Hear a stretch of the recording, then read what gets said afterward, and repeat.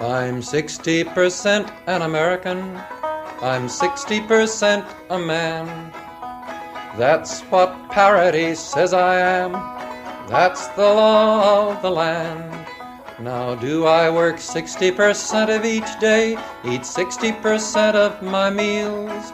And does my truck take me into town on 60% of its Welcome wheels? to United Front Radio. That was Pete Seeger's 60% Parity song, a protest song written when farm parity price went down from 100% or 90% of parity to 60% of parity price for commodity crops. Last week we had the good fortune to interview Brad Wilson, a working farmer in Iowa and member of the National Family Farm Coalition. Brad is a prolific writer of articles on farm policy, a keeper of charts on ag statistics, and also has a great YouTube channel. To open, we've compiled a 4-minute summary of last week's interview, Part 1. Then we will continue on to the remainder of the interview in Part 2. This is last week's summary of Brad Wilson's interview. We need standards for fair prices, just as we have a standard for a minimum wage versus not having any standard at all, like having no minimum wage. Unlike the minimum wage, there's also a part of these policies and programs that would have a ceiling over prices so they didn't go too high. The free market was not working for the major farm crops, such as what we would call commodity crops, grains and soybeans and cotton. It was a problem that had gone on for 60 years prior to the Depression, and they'd been fighting on it all through the 20s, and so then they got it passed. Okay, so then they had a price floor. After they got rid of all the price floors in 1996, then we had for corn 8 of the 9 lowest prices in history. And then starting in 1953, they started lowering the price floor down. That's basically the history of it. Until 1996, they ended it. Just 4 corporations own 2/3 of the hogs in the United States. Just 4 corporations. Having a fair price also helps sustainability and conservation. We want livestock to be spread out on the land. It's a system that ties together. Even with having much higher productivity, farmers actually ended up getting paid less. It took 4,000 bushels of wheat to buy a tractor, and then later it took 13,000 bushels. The farm crisis of the 80s continued. One of the things about the parity programs is you don't need any subsidies. One thing that people don't know is that we didn't have any subsidies. It's a big savings. You don't need as many food stamps if you'd raise the minimum wage to a living wage. And it's the same idea here. This costs nothing to the taxpayer. Right. The government actually made money on the program. When they lowered the price down by lowering the price floor and then gave back a subsidy, farmers ended up getting less. So even though they got a subsidy, the price had been lowered so much that they got less than what they got before they had any subsidies. The subsidies kind of cover it up, and then farmers get blamed for the subsidy, even though with subsidies, farmers keep getting less and less. If you want to say, the free market works great, and therefore you don't need these programs, yeah, that was true 3 times in the 20th century for a few years each time, but that's like a clock that's broken. It's still right twice a day.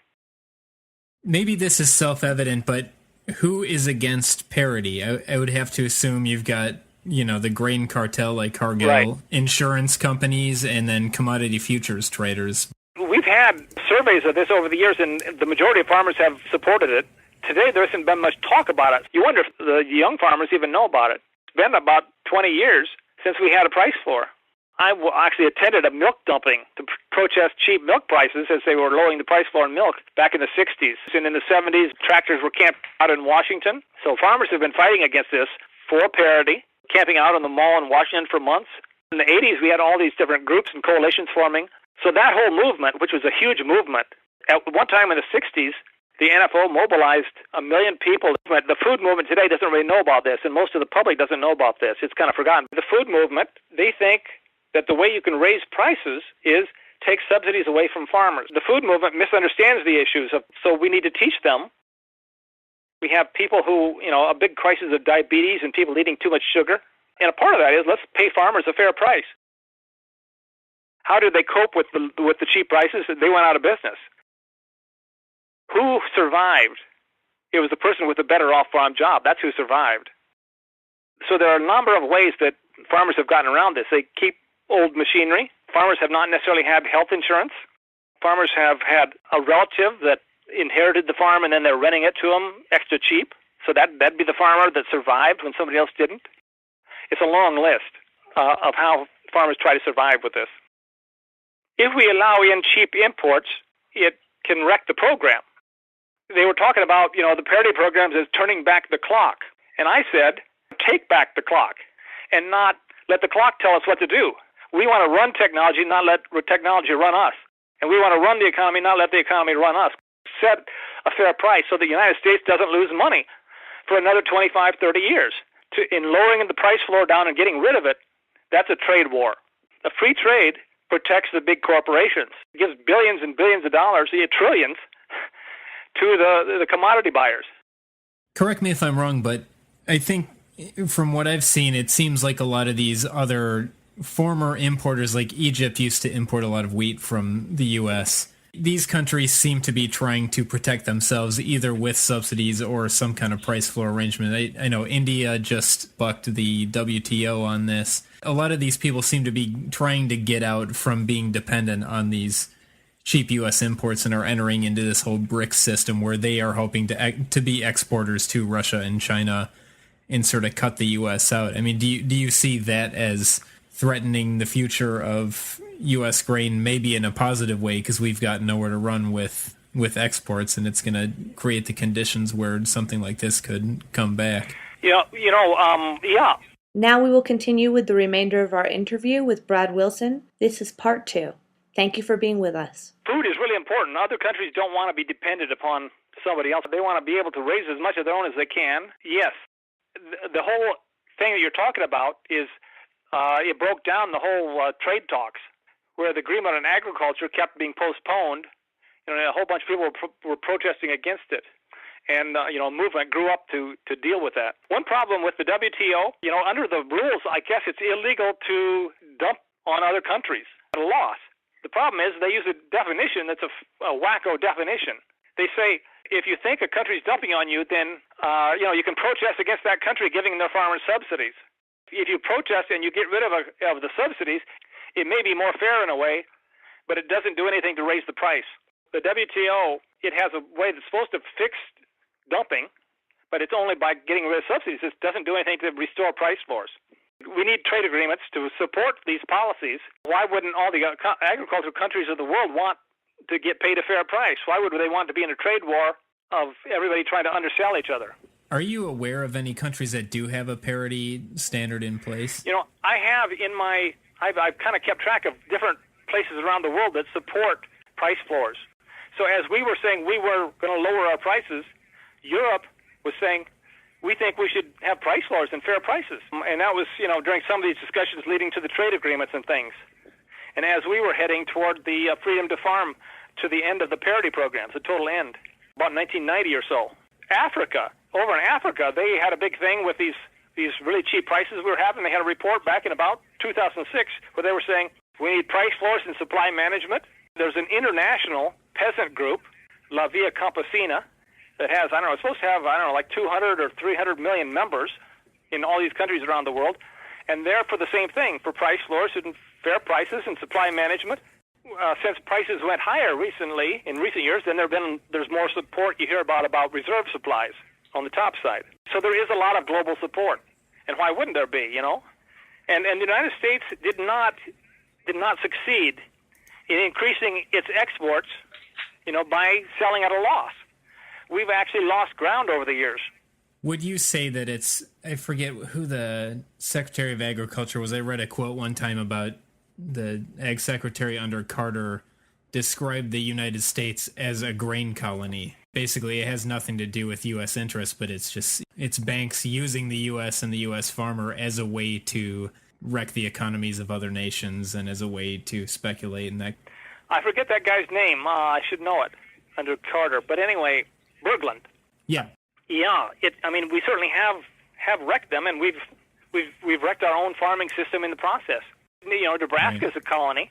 It has had a long periods of losing money on these crops.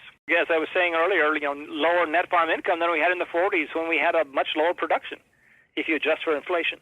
For the other people on the call, there's a book called Unforgiven that's, I think, pretty popular as a sort of a handbook to this whole issue. Yes. they talk a lot about this subject of the trade turn, where basically, you described that basically we're missing $3.5 trillion in farm income. Yeah. And you just think about how would that have recirculated in terms of people buying new tractors or buying, hiring labor, building these rural economies. Right. What's the loss to America for not having this money go into the pocket of farmers? Yeah. How much? So you're talking about the wealth creation, the economic multipliers that multiply the money, and agriculture is a great place to multiply wealth. What they were saying back then was, it'll multiply 7 times, and that's higher than other aspects of the economy. Multiply 7 times, and people might argue about that, but they still do agree that it's a good way to create wealth, and that's especially true in the poor countries of the world. The poor countries of the world are primarily farming countries. The least developed countries are 70% rural. When they talk about the undernourished, they are 80% rural. So, it's caused hunger. The cheap prices are what have caused hunger because they've caused the poverty. I call it food poverty, the food poverty crisis. And then we have a few years of higher prices, and because they've had, such deep poverty, then they can't handle that either, even though they're farming countries and they need higher prices. So it's a dilemma.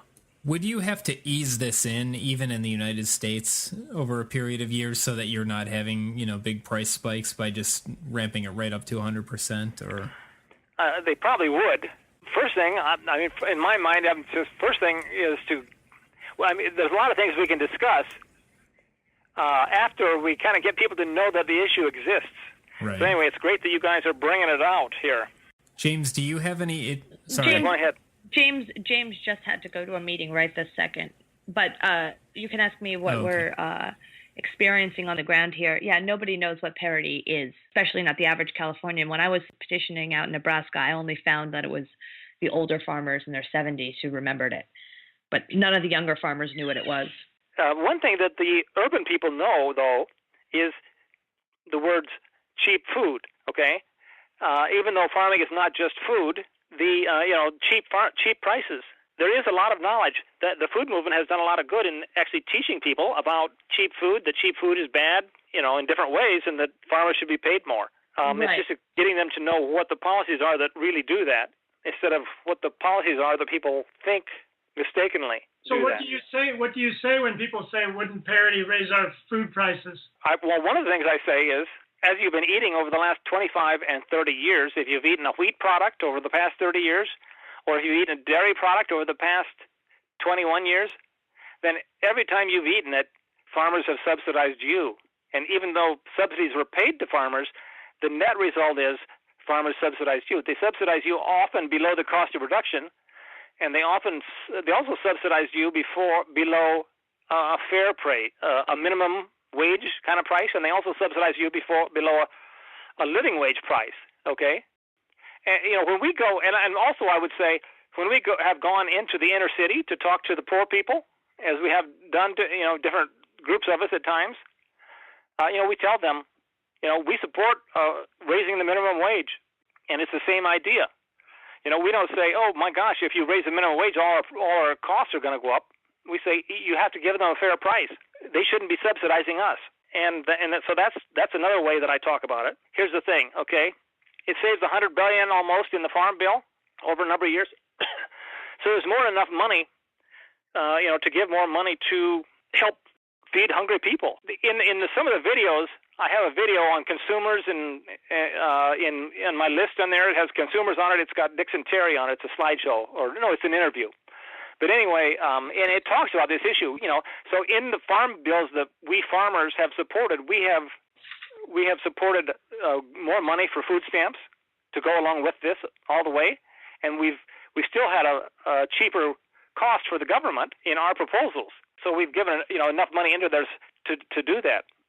Another thing I talk to people about is, why is it that farmers are the only ones that are supporting a price ceiling to protect the poor in our cities from food prices going too high? Because we do. We have price ceiling and reserve supplies in our proposals to help people. So it's a balanced approach.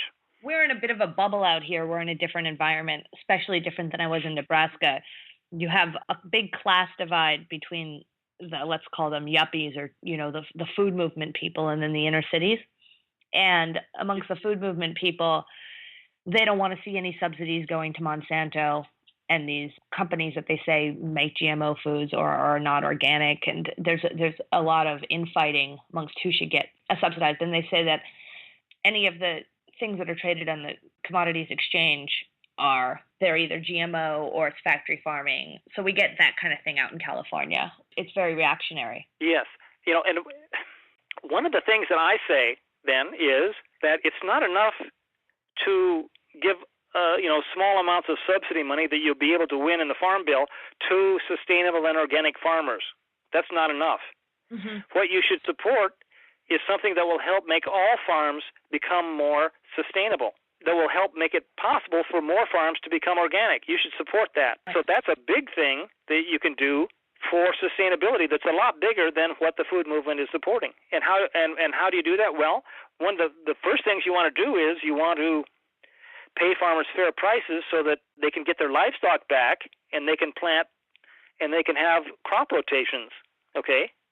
Mm-hmm. Because if they have no livestock, and they don't have a use for their alfalfa and clover, then it's really hard to have a decent crop rotation. So if you're going to, and they're not going to have any livestock because the CAFO's got all the livestock because the Farm Bill has given the CAFOs a competitive advantage. So therefore, my feeling is it's okay to give some subsidies for sustainability and various things, but one of the things you want to do is where are you going to get the money? We have the proposal that'll give you the money. That's one thing. And then we have a proposal that also uses the market to do good. So we're going to help end poverty and hunger all over the entire world by not dumping, by having fair prices. We're going to do that not by charging money, but by simply managing the market. We're going to accomplish good for sustainability to help crop rotations by managing the market, not by writing checks. So we're going to free up money that can be used for all these good purposes. At the same time, we're going to accomplish even more good by managing the market. And by the way, we also support raising the minimum wage to a living wage, is what I say, to reduce the need for food stamps and other kinds of welfare, and that will free up more money, too, to help feed the hungry. Brad, I'm trying to anticipate some questions that I'm going to get, and I think the questions are going to come in the form of questions about the beef industry, questions about trade, and questions about the Farm Bill. Can you help me anticipate any questions, what questions they might be asking me? Yes. I've been thinking about that. Well, they're concerned about the EPA asking farmers to do too much. Yeah, sure. One thing I say is you shouldn't just keep asking farmers. There is more farmers should do, I believe, but you want to pay farmers first, and then you can ask them to do more, instead of just coming through with a regulation but not paying farmers anymore. The Parity program is a way to say we believe farmers should be paid more. And then, then you can talk about how much do you want farmers to do? You say, okay, you want them to do a whole lot of stuff? Well, and then, maybe the parity price level looks a lot better then. That you don't just want them to have a minimum wage price, you want them to have a living wage price. That's some of how I would talk about it. That's great. And what do you think the trade question will be? Well, we have there's some trade agreements that are being discussed right now, and they're keeping it secret. Sure. All these trade agreements have been to try to, what they promise to farmers is that we'll give you more market access so that you can sell into these other countries. The problem is that what they end up doing is that they drive down global prices by being able to drive down prices everywhere and to play one country off against another more easily by having all of them have cheap prices. The big corporations, what good is market access if the price is so cheap? This guy, Darrell Ray, he has these columns. He's got 700 some columns. And I've been looking at them for, which columns talk about these issues. It's a little much to try to figure out before Monday, but, I do have them categorized where I can find certain ones on certain topics. There's a number of things on exports. Basically, exports, it was promised that if farmers would have cheap prices here, that then in the long run, we'd run all these other farmers out of business, and we would, that was the basic idea of it. One question for trade, who's the enemy? What do you mean? Are we really against, farmers in general making some money, or are we against people not being willing to pay us a fair price? We should be joining together. If you look at OPEC joined together, they balanced supply and demand, and they raised their prices. I've got a chart showing, how you can compare this to wheat or to corn. In 1946, wheat was higher than oil. Wheat per bushel was higher than oil per barrel. 1947 was the record high corn year. The price of a bushel of corn was the same exactly as the price of a bushel of wheat. As the price of a barrel of oil. Corn and oil were the same in that sense.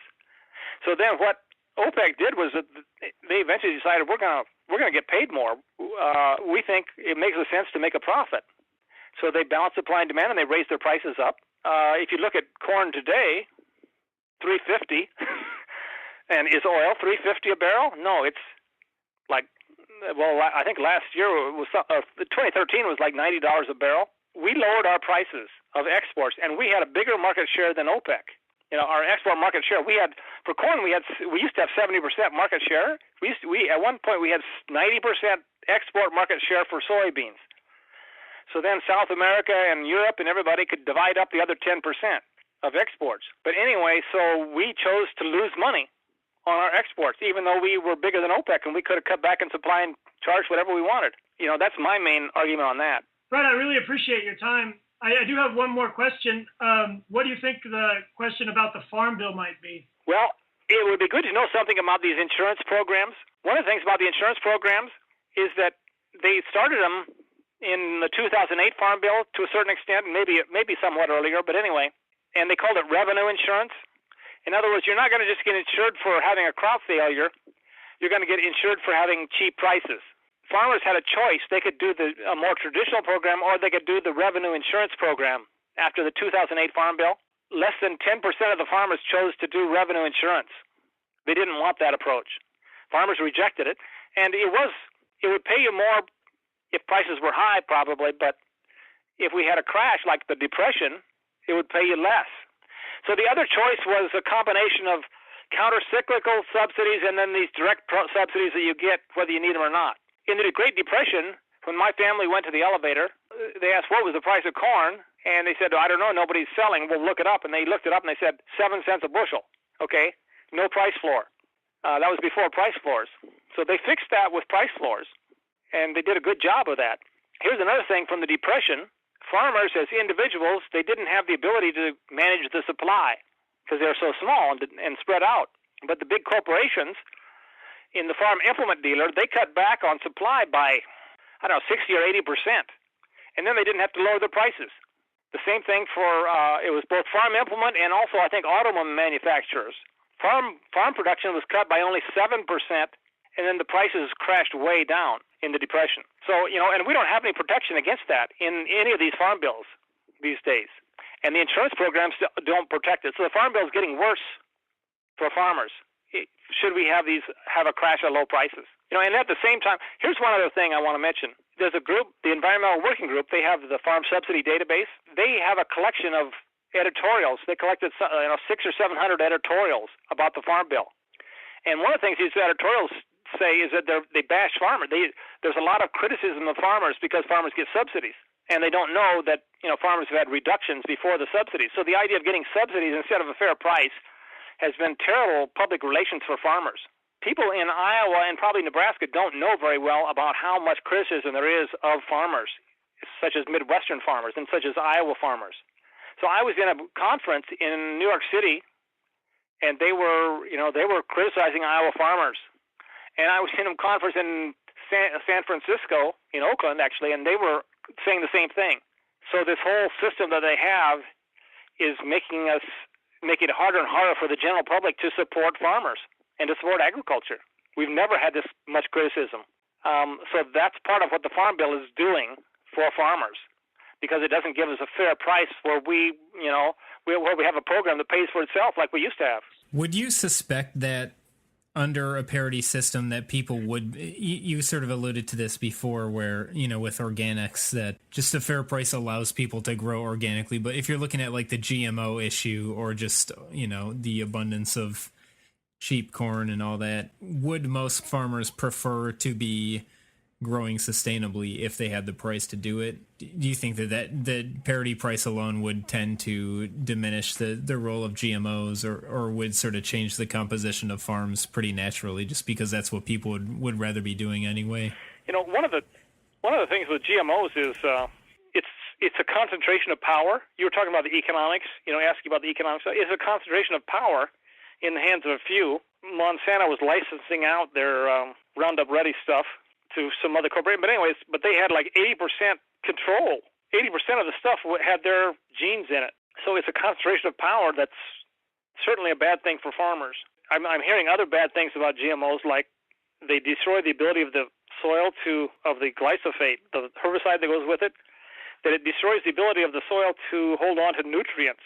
So the ability of the soil to hold on to fertility goes down. Well, I haven't seen enough on that to say much about it.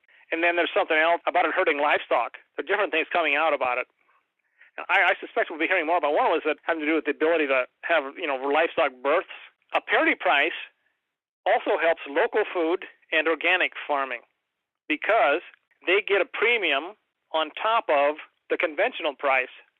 So if the conventional price is the lowest in history, they don't get much money because their premium is on top of the lowest price in history. So that's the way that this supports a lot of these others. It supports sustainable agriculture. Anybody who can get a premium price, what are you going to get it on top? We had a guy here raise with a cheese group, and he had the best cheese I've ever eaten. And he finally said, "Well, it's just too much work." He didn't say we weren't making enough money. He said it was too much work.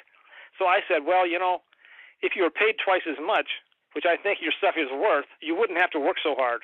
Are these monocrops like you have out in a place like Nebraska, when you have 1,000-acre plus farms, even able to grow organically? Is it even possible to have them be organic? It takes several years to become organic. You have to be without chemicals for at least 3 years. You have to have a crop rotation. I think you have to have a crop rotation to make it work. Right. You have to have a way to get your fertility if you can't get it from the old methods. So therefore, you can actually get enough nitrogen. That's the main thing you need, to grow corn.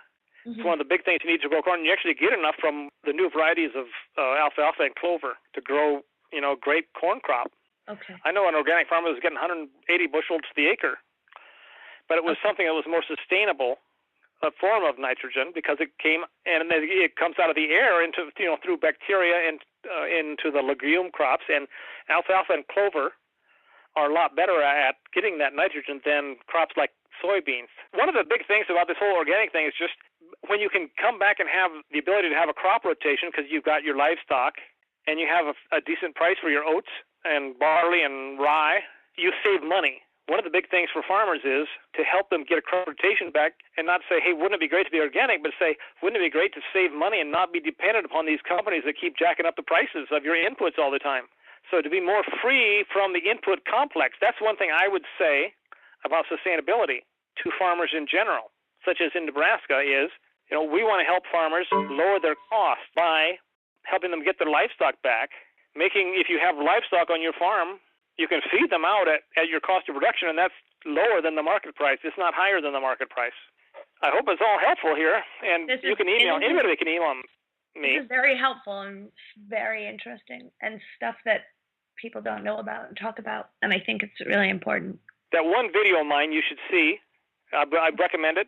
It's actually about 19 minutes. I was going to make a series of 10 videos that are much shorter that tell the same story. But anyway, that one video, and I'll send a link for it, will show pictures of a lot of things. And we need the livestock on the land, spread out.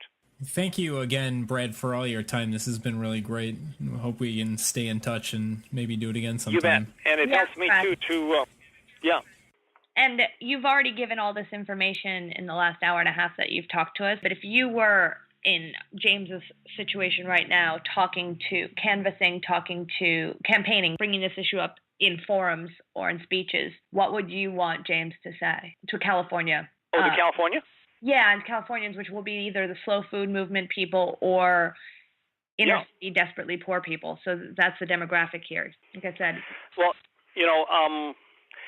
it's not just the food movement, but also the mainstream media has all over the country. In these editorials I was talking about, they have talked a lot about this food movement issues. This is all better than what the food movement is doing for some of their own goals. So there's a way of talking about this to say this is good for public health because this raises the price of sugar. This is good for, the fact that you don't have all these antibiotics going into your meat because it's helping to bring livestock back out onto the land in more sustainable systems. Mm-hmm. So you can talk about all these kinds of progressive issues, for example, and just issues that, and then, the issue of export dumping on other countries, and then if you want to talk to conservatives, I mean, these are great things to bring up with conservatives. Say, do you believe in subsidizing foreign countries by selling our farm things at a loss? Right. We're the dominant exporter. We're the biggest exporter. Why should we be losing money on our exports? Mm-hmm. Aren't you for profit? What do you think we should charge? What do you think we should charge China if they want to buy our stuff? Should we charge parity, or do you want to charge below the cost of production? Mm-hmm. By the way, our farm bill, we get rid of all the farm subsidies, and we're going to make a profit on our exports. So we're saving, we're balancing the budget, we're creating wealth, and we're putting livestock into the kinds of systems that create more wealth and create more jobs. I think the big breakthrough for parity is going to come, like you said, with the fight for 15. Once we get a higher minimum wage, it's going to be a no-brainer. Farmers are going to have a fair price, too. Hey, that's what we're talking about. We think there should be a living wage price for farmers instead of giving cheap prices to junk food makers and et cetera. Right. So a living wage across the board. Yeah. I think the word living wage is a good one to use along with this, in that they understand that better. Mm-hmm. And anytime there's a living wage campaign, there's going to be people on, opportunities to talk about it. Yeah. Our parity program is more fiscally conservative, Right. in the sense that we have a less expensive farm bill. We're going to free up this $95 billion, $96, $97 billion for other uses, including balancing the budget. And at the same time, we're going to make a profit on exports. Why would we, if we're the dominant exporter, why would we want to lose money? Do you want to subsidize China? Right. Do you want to subsidize the Middle East? Who do you want to subsidize in foreign countries? If you're talking to conservatives, who do they hate? What foreigners do they hate?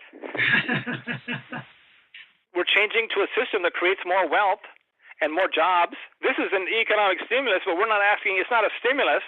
And by the way, this is something I guess I didn't mention. They had in the 1940s the Stegall Amendment, and that was, saying we're going to use the Farm Bill as an economic stimulus. That's why they went to the parity level in the 1942 to 52, was as an economic stimulus. But it's not a government spending stimulus that's going to cost everybody more taxes. It's a market stimulus with the farm price. And we're going to create wealth that way. It's going to balance supply and demand so we don't overproduce. We shouldn't overproduce and lose money, put on a bunch of chemicals and everything. Why would we use up all these resources just to lose money? We'll also be protecting, again, top side and bottom side. There's these studies. I've used a visual aid. There's a document on the internet. It has 56 studies finding out that big corporate farms create less wealth, and they're bad for society and they're bad for the environment. I emphasize the wealth creation part of it. So I take that as a handout here. Here's the list of the 56 studies that say that this other way creates less wealth. When you go for just the 4 corporations that own all the hogs, you're creating a lot less wealth. Here's 56 studies that say so. And then there's this John Eichard from Missouri. He has a thing. He says, for every hog factory job created, we lose 2 independent farmers. So you lose 2 better jobs for every.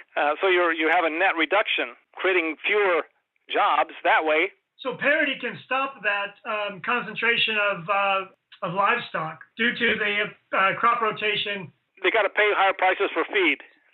And then you have the advantage of having livestock on all of the farms. There's a giant anti-factory farming movement. We have to meet with a few of the animal rights groups. I'm happy to have that information. Yeah, it's a more humane way to have the livestock spread out on the land and not all crammed together in these bad conditions. They wrote to me, one of the questions is, what would you do about factory farming? This helps me answer that. Yeah, yes. Make them pay. And make them pay instead of subsidies. That's another way that some people say it. Make the big corporations pay instead of subsidies. Right. And I've got a lot of stuff online, and I'll give you a few hints to some of the ways to get started with it. Also, Brad has a YouTube channel where he's organized a lot of his videos. Yeah, I have several places. I have I've started a thing on SlideShare too, where I now have 2 slideshows up. This has been very helpful, Brad. Again. Thank you so much. This has been great. Yeah. Thanks, Brad. Have a nice evening. Yeah. Good night, everybody. We just finished listening to a great call with Brad Wilson about parity agriculture and just sort of about the history of ag issues. Brad sent me a video from his YouTube channel, which is Fireweed Farm. Is that the name of his YouTube channel, Fireweed Farm? Fireweed Farm. Go and check that YouTube channel out because it's got tons of content. Yeah, he's got a lot of great stuff that's maybe a little bit heavy on data and charts, a lot of which he mentioned in our discussion. Got some really good ones. He does a rebuttal to Michael Pollan. The one that I was about to talk about, though, it was called the Food Movement 1985. Were you there, or something like that? Were you there? We were. Yeah, right. And it shows he was actually jumped up in the audience on the Phil Donahue show to talk about Parity. And this was in 1985. You know, he mentioned that Parity support was finally killed off entirely in what was it, 92 or 3? 96. 96.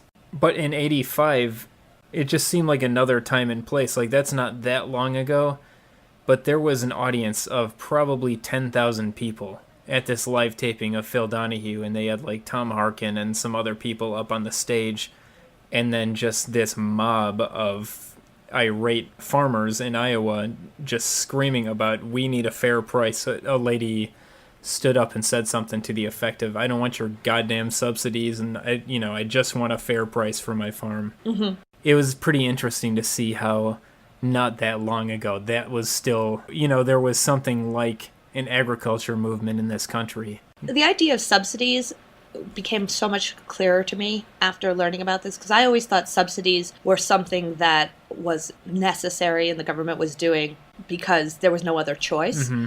I didn't realize that this is the government being held hostage by Wall Street. Right. Meaning Wall Street says you have to give charity or subsidize these farmers so that we can extract more. Yep. Just like the bailouts. That's the government filling in the cracks where Wall Street needs welfare. Right. And, like he said, the subsidy, what was it? For every dollar in subsidy, there's $3 in lost income. And that's going to Wall Street. Yeah. It's not a bailout of the farmers or a subsidy of the farmers. It's a subsidy of Cargill, commodity futures markets in Chicago. There's a book called Merchants of Grain by a guy named Dan Morgan. Not very many people have written about them because they're a privately owned company.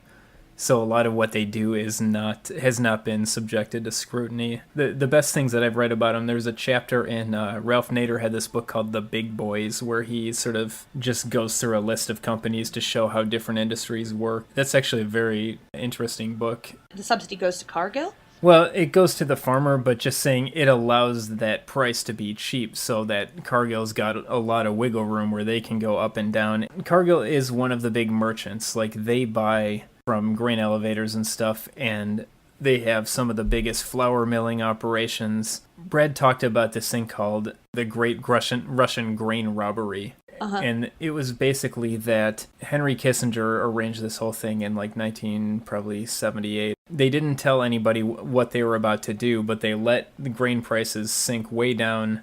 Then all of a sudden they sold off like 100% of the U.S. grain surplus to Russia at this cut rate price.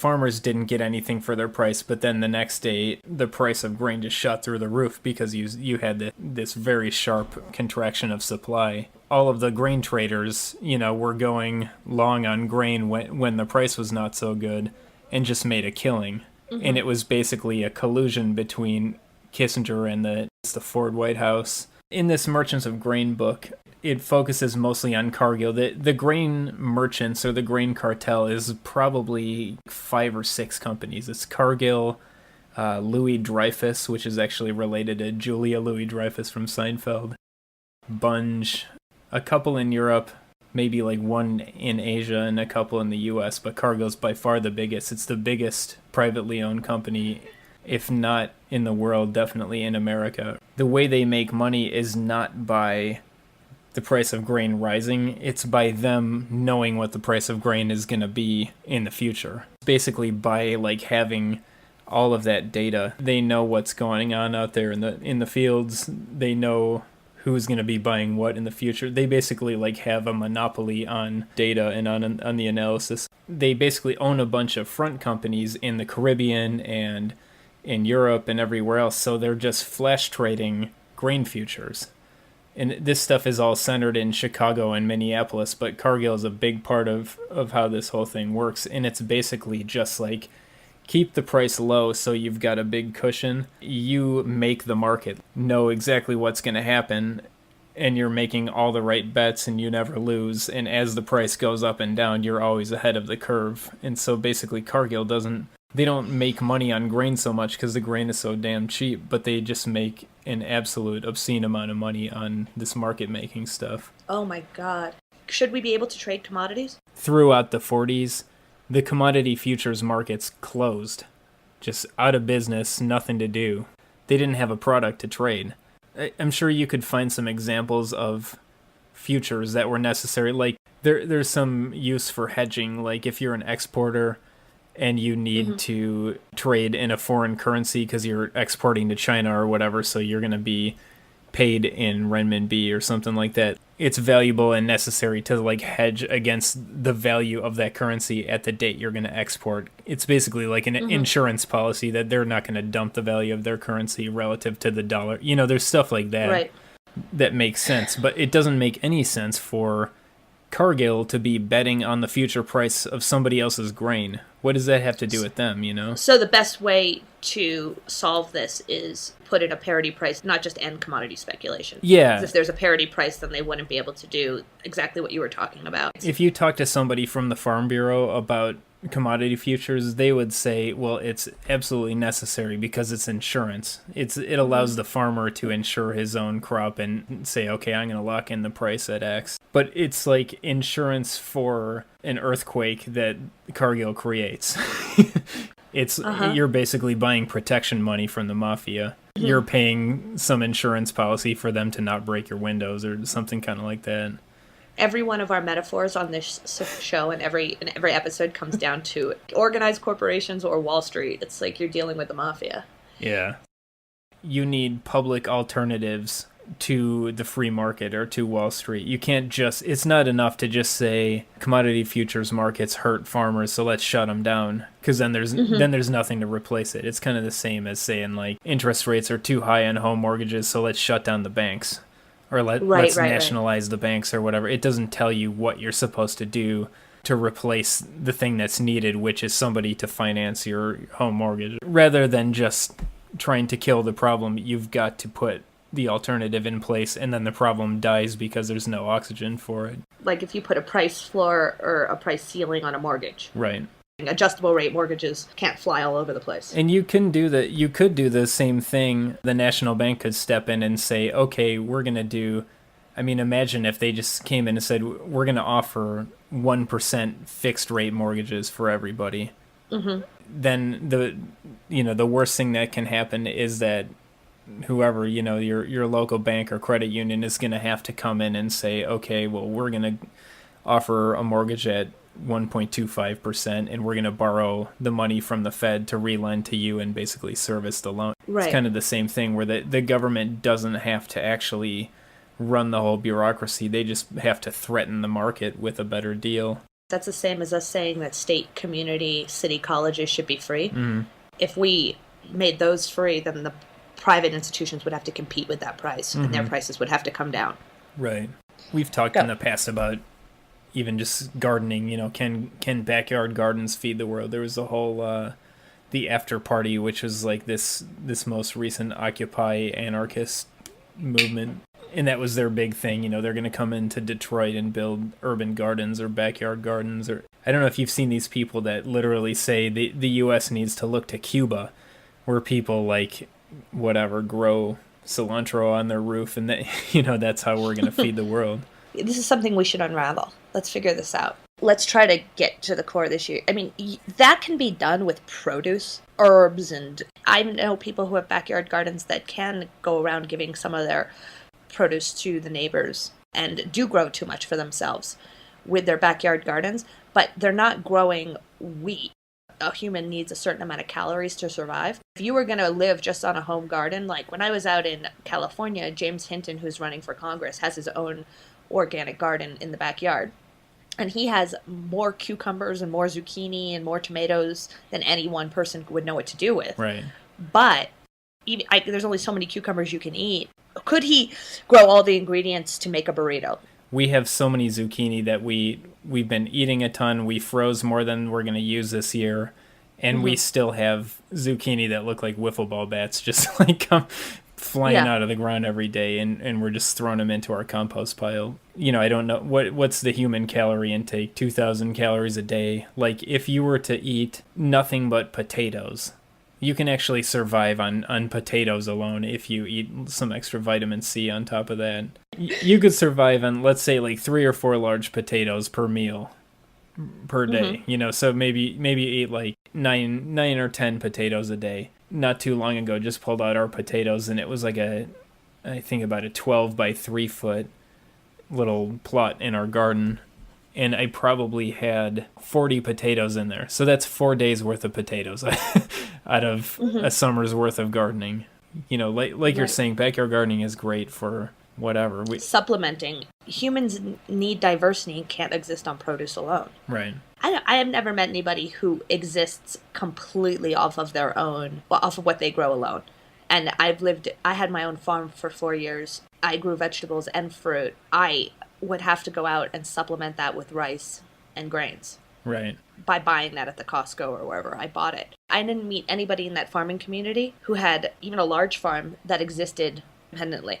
Yeah, I think with the figures that I've read, I'm really into this kind of stuff for like homesteading, is that you would need is maybe 1/4 of an acre per person could grow all of your caloric needs. And that would be like, potatoes, oatmeal, corn, beans, and then having like chickens and eggs and stuff running around. So for a family of 4, a full acre, not including your house, like that's a pretty big piece of land, just completely covered in fields of edible products. So like it's not, there's no backyard garden that comes anywhere close to that. And you're saying that's every person doing that. Yeah. And this is a regressive thing. We hopefully as human beings want to be progressive, and the idea that we can get our food and not have to make it ourselves means that we have free time to do other things.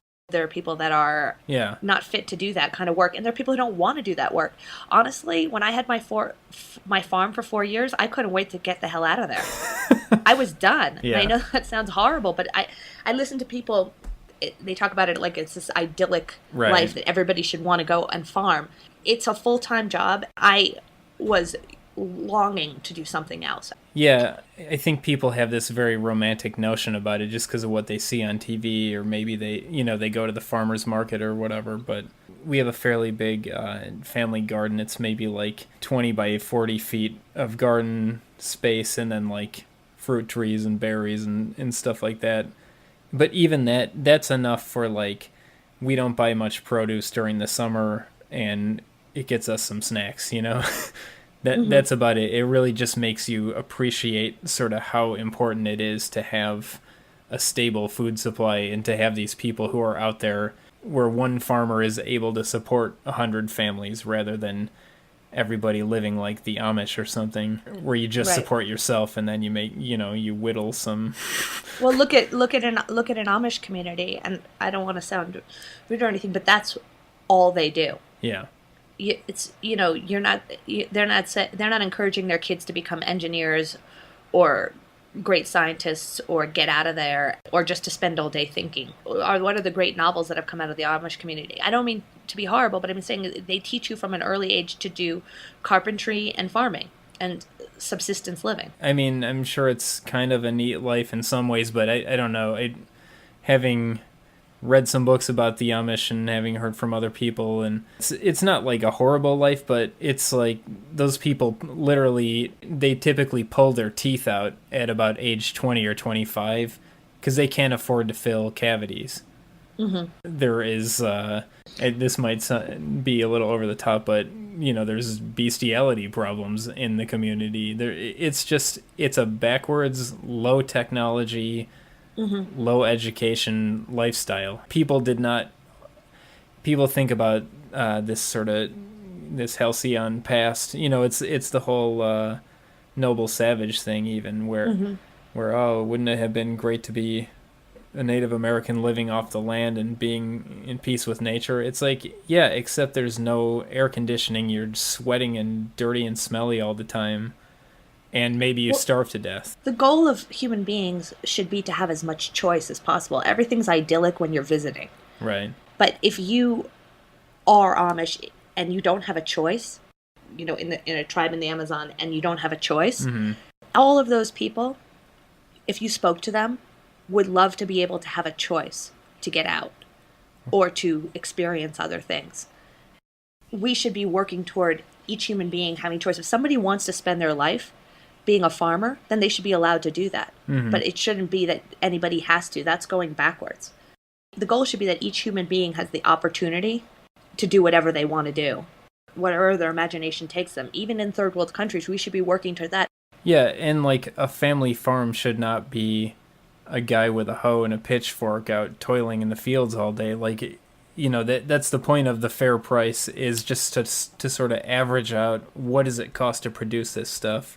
And then every year that changes a little bit as technology makes things more efficient. The price goes down and the support rate goes down. You want there to be enough support where people can choose, this is the right amount of acreage to be growing corn at. This is the right way to do it in terms of, I'm going to take, some land out of production every year to grow cover crops and to put some animals on it, or what. You need farmers to be agricultural technologists, where they're studying and improving their methods, and basically they're supported at the rate that they need to improve their efficiency every year, as opposed to they have to do anything they can to meet just this arbitrary target that's set by the grain cartel, which is just a bunch of super rich parasites, snorting money up their nose and hiding it in Swiss bank accounts. And if all these Occupy groups stuck to the named enemy, whatever Wall Street is, and they understood parity, that's what they should be pushing. The answer to everything is this regressive, well, if we all just go back to the land. Well, what if we all don't want to go back to the land? Yeah. You can't have indigenous rights without opportunity. Yeah. They have one of their main things is indigenous rights. Well, what does that mean? All the indigenous people that I've ever met want is opportunity. They want the same opportunities that an educated white person in America has. Right. I mean, so there's that side of it, which is just people are like enforcing arbitrary cultural values onto the people who are responsible for growing the food, and then on the other hand, an arbitrary price or economy is being forced upon them. You just need to break it down to say, people need food to live. Therefore, we need farmers. What does it cost these farmers to do things in the way that they need to do them? And I think we can trust farmers a lot more than we can trust Derek Jensen or some wacko anthropologist or something to who wants to end civilization. Yeah. And I think people would find that it's not going to be robotic tractors and everything's grown with ammonium and blah blah blah. It's like where it's probably going to go is highly efficient sheet composting and brewing microbial teas in your barn facility, and you know what I mean. Like there are just meaning that like organic methods doesn't just mean a pig taking a shit on your land. I see what you're saying. It means like increasing microbial life in the soil so that plants are more resilient and higher in nutrients and stuff. But there are ways to do that are also going to require new technologies and new methods and whatever, and that's going to grow a new part of the economy. That stuff is not taking off because it's too expensive to do. People like David Graeber and Derek Jensen have this weird mix of ending civilization, all the material stuff, and then also simultaneously going into some sort of high tech. Yeah. Going high tech on one end and then ending civilization. So it's kind of like this idea that we're all going to be living on a computer with Soylent Green kind of pumped into our veins. You have experience just with like the futurist people. I mean, how does that all... What their ideal would be is that we all merge with machines to increase our mental efficiency and physical efficiency. Like, we don't age as fast, we cure diseases through nanobots that eat cancer and all this kind of stuff. We merge with machines, essentially. And then we're able to live off of non-food. One of the things this guy was developing, who was in the group when I was there, was, seriously, it was called Soylent. Mm-hmm. It was like a shake that tasted like raw oatmeal. Mm-hmm. And you would live 100% on that. And he had was proving, I think he had lived on it for many months. Mm-hmm. I mean, it was really a disgusting operation, actually. It was in Silicon Valley, and he was making this Soylent concoction from bulk vitamins and bulk oats thing he had bought on the internet, and he was mixing it in a Home Depot orange those paint 5-gallon containers from the Home Depot. He was mixing it in that and then packaging it. They were all talking about, raving about what a great startup company this is. And a lot of the Soylent that was sent out was covered in mold, and people were getting sick because it was infected with bacteria. Well, and there you go. It's somebody already invented instant freaking oatmeal. And like I know people, like I have one of my I have some friends that run one of the biggest sausage manufacturing operations in the country. Mm-hmm. These guys are all PhD food scientists, geniuses. Exactly. Even this idea of like, we're gonna make homemade sausage in our garages and stuff. Good luck with your botulism, because that's what happened. This guy was a tech guy.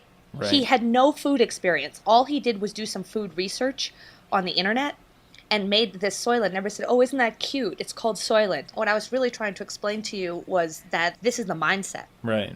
The reason that company got many millions of dollars of startup money from these Silicon Valley guys is because he called it Soylent. It was good branding, because that's the mindset. The mindset is how can we live? Well, they would be happy to live on air. Exactly, Brave New World. I mean, that is not a dystopic idea for them. Mm-hmm. They want to stay 35 years young, die when they choose to by injection, mm-hmm. and increase their mental capacity through stimulants, various stimulants. My argument with all this stuff was they kept going further and further, like with the Google eyeglasses and all this kind of stuff. I was just wondering if the human body could take it, or if it was going to cause sickness. We still don't even know what the effects of cell phone radiation is. Right. We're not 20 years down the line when everybody's coming out with tumors. I don't know what the effect of is sitting in front of your laptop strapped in and with Google eyeglasses on and all this kind of stuff is going to be on society and the human body, like that movie that we watched, Her. That's what the futurists are into. That's their thing. I mean, that's their meal ticket. They're into how we can move into the future in that way. But they have no concept of the material, concrete world. You told me about, I picked up this documentary from the library and haven't watched it yet, the Life 2.0, about the people who get into, what is it, Second Life? Yeah, the Second Life people. Oh, you haven't watched that yet? No. Oh, it's really creepy. People living via their computers. Right. Well, that's what the futurists believe. We're going to live via our computers, and basically, how can we just keep our human bodies, which is, the human body is a relic to them, how can we just keep that alive? You saw that in the Matrix movie. Remember they ate that weird oatmeal stuff? Yeah. That's what it is. Anything to do with industry or farming, they'll just shirk and just go, oh, does it pollute? Oh, is it organic? Like, it's just this... Yeah. It's this idea that anybody who produces something is some sort of cretin. It just makes me wonder, is there a controlling power behind the future, behind a Ray Kurzweil or whatever? These people that are like, we're just going for the singularity and we're going to be nano cyborgs and pushing that agenda, because it takes people out of political life, it takes them out of the economy, it removes any threat of a resurgent industrial class or industrial or agricultural movement in the country. The world elite go to future meetings, but future then society meetings. Why does Queen England why does Queen Elizabeth pose outside of Balmoral Castle on the mossy steppes of Scotland? Why does Ted Turner have a 5 zillion acre ranch in the desert where he just wants to enjoy nature? Like, these people... The elite of the world visited these future society meetings. They're very expensive to go to. Mm-hmm. They show off what the new futuristic gadgets are. This is a way for people to invest, stay at the cutting edge of what's available. Mm-hmm. They're interested in life extension technology for themselves. And there's nothing out there in the universe. Like, the Queen of England doesn't possess anything more secret than the future society, which is what's interesting to me. I always thought that the Queen of England was hiding this secret knowledge that only she knew about, and she was really 500 years old. But she was sending a representative to visit the future meetings to see if she could live any longer. Wow. The Queen of England can't reimagine the agricultural economy because they can't do anything. The Queen of England hires a guy to wipe her butt. We're going to have to continue this talk on the future, Kyle, because we're out of time. You've been listening to UCY.tv. Have a blessed evening. That's the law of the land. Now do I work 60% of each day, eat 60% of my meals? And does my truck take me into town on 60% of its wheels?